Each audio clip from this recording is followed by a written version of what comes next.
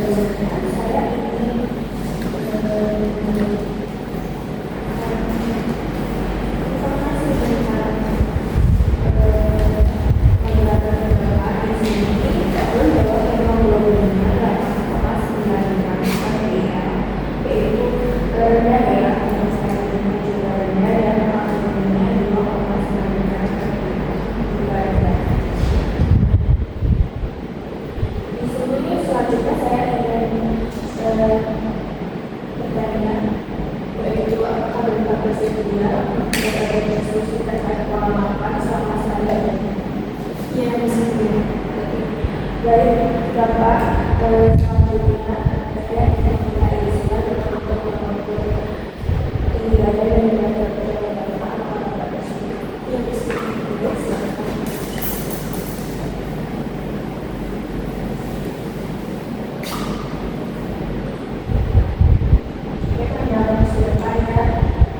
Silakan.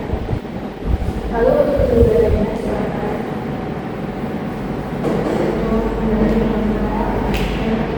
Permisi sebentar ya Pak.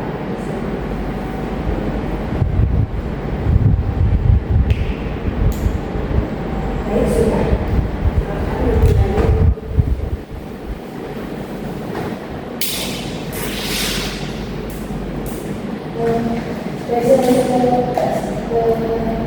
Dari Bapak yaitu kalori 50 kilogram dan dari Bapak yaitu 165 cm. Lalu untuk status gizi Bapak saya berikan yaitu 18,4 kilogram dan tentunya yang artinya Bapak mengalami anemia.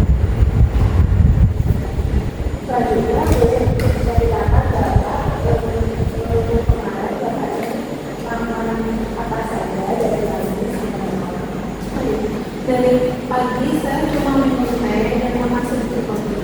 Lalu siangnya makan nasi, tapi tidak habis sama makan sedikit. Malamnya juga makan nasi sedikit saja. Untuk nasinya harus berapa sih Bapak makan?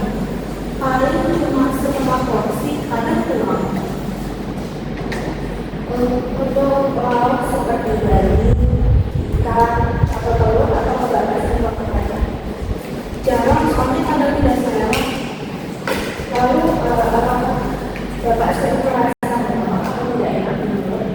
Iya, kadang pasti jadi malas makan. Oke Bapak, itu bisa menjadi penyebab kenapa asam Bapak itu berkurang. Lalu untuk minum, apakah Bapak sering minum teh atau minum kopi? Iya, saya sering minum. Lalu biasanya minum dekat waktu makan? Iya, biasanya sambil makan.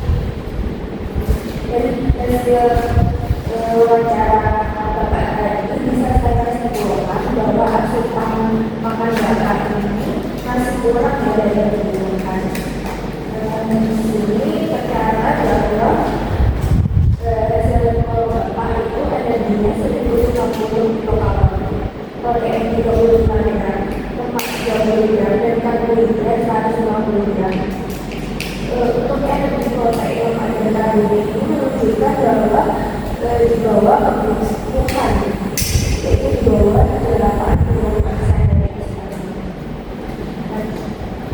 Ini yang menyebabkan berat Bapak ini turun, lalu tubuh Bapak terasa lemas, lalu proses pertumbuhan tubuh Bapak itu jadi lama. Selain itu pada hemoglobin Bapak tadi yang juga rendah, artinya Bapak mengalami anemia yang membuat Bapak ini cepat mati.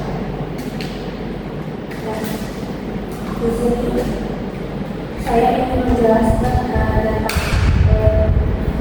diagnosis medis Bapak. Di sini Bapak diagnosis endokarditis dengan subakut anemia. Ini riwayatnya Bapak bisa dilihat. Endokarditis yaitu endokarditis adalah infeksi pada lapisan dalam jantung yang biasanya disebabkan oleh bakteri. Kondisi ini dapat mengganggu fungsi jantung dan memperberat kondisi kesehatan, terutama jika disertai dengan diabetes. Tujuan dietnya ini ya Bapak untuk memenuhi kebutuhan zat gizi yang adekuat, lalu menenangkan kerja jantung cairan dan membatasi lemak jenuh dan kolesterol. Untuk gejala-gejala lain bisa dilihat ini adalah itu ada demam, lemas, nafsu makan menurun dan tidak lelah. Lalu ada dampaknya sendiri, yaitu bisa dibaca ya untuk ini. Lalu para pola makan itu sangat penting. Sekali lagi saya sampaikan yaitu dapat membantu penyembuhan infeksi, lalu menjaga fungsi jantung. Lalu yang terakhir itu memperbaiki status ginjal. Dan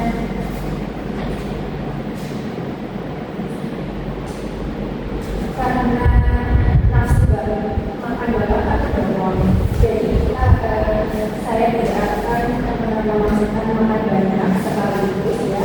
Nanti untuk makannya bisa 3 kali makan pertama, 2 kali selingan, tapi dengan porsi kecil kali selingan. Untuk prinsip makannya sendiri yaitu rendah garam, tepat jadwal, jumlah jenis, lalu menggunakan lemak yang sehat, lalu juga banyak buah dan sayur. Untuk anjuran dan pantangan makannya bisa dibaca, dianjurkan yaitu nasi merah, oatmeal, roti gandum, ikan, ayam tanpa kulit, tahu, tempe, apel, pepaya, bayam, wortel. Untuk lemaknya sehat yaitu ada minyak zaitun, minyak jagung dan cukup air putih.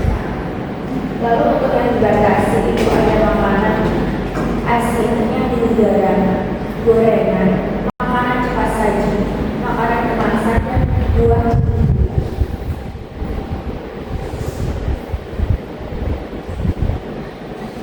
Untuk contoh menunya bisa dilihat di sini adalah saya memberikan contoh menu yaitu yang pertama untuk pagi ada nasi, telur rebus, sayur bayam dan air putih. Bisa dilihat untuk menunya.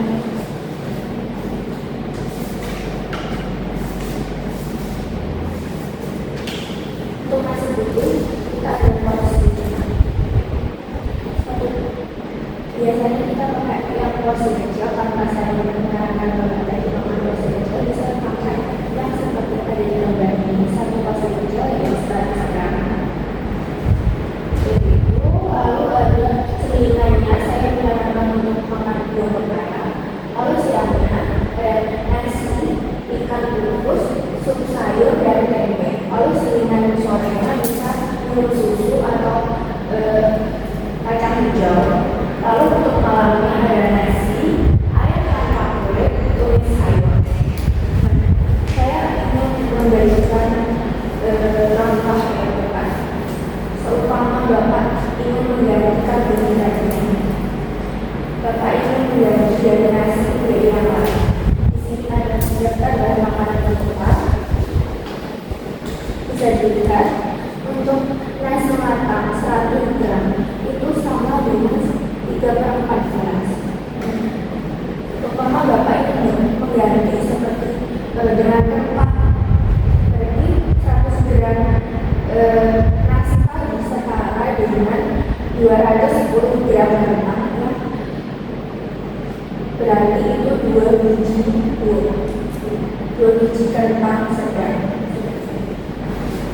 Nanti ini iklannya daftar barang pelengkap dan iklan untuk membantu Bapak dan Bapak bisa dibawa pulang untuk dibaca.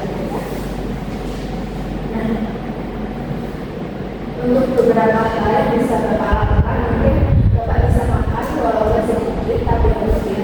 Lalu pilih makanan yang enak kalau sudah makan. Lalu hindari makanan yang berminyak atau pedas. Juga minum teh atau kopi itu dengan jarak minimal 1 sampai 2 jam setelah makan. Baik Bapak, dari penjelasan